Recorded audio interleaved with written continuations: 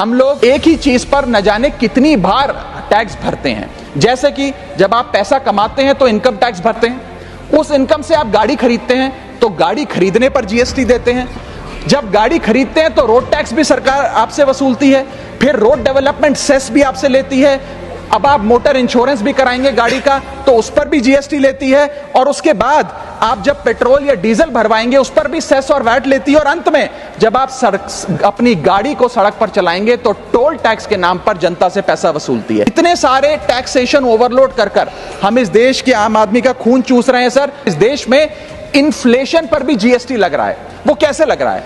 एक प्रोडक्ट जो 100 रुपए का बिकता था उस पर 18% जीएसटी हुआ करता था, आज वो वस्तु महंगी हो गई, 100 से 150 रुपए की बिकने लगी, अब 18% 150 रुपए पे लगने लगा, यानी कि 50 रुपए की जो महंगाई है उस पर भी सरकार जीएसटी लेने लग गई है, which is GST on inflation. में जिन लोगों को अर्थशास्त्र के बारे में जानकारी नहीं है उनकी राय पे अगर बजट बनाएंगे तो इसी प्रकार के फ्लिप फ्लॉप्स देखने को मिलेंगे। क्या हमारे देश की वित्त मंत्री इन्फ्लेशन एडजस्टेड प्रॉफिट्स में विश्वास नहीं रखती? क्या उन्हें इन्फ्लेशन का ज्ञान नहीं है? क्या वो जानती नहीं कि इस देश में महंगाई एक प्लेग की तरह फैलती जा रही है? सरकार का एक सूत्री मिशन है टैक्स, सरकार का कमीशन है टैक्स।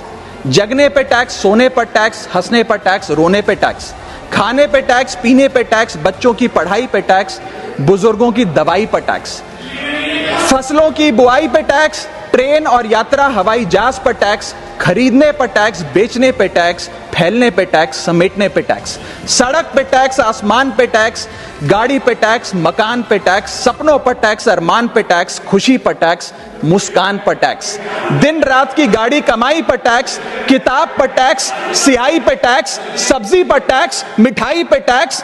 सरकार जनता से वसूल रही है बीजेपी से दिल लगाई पर टैक्स।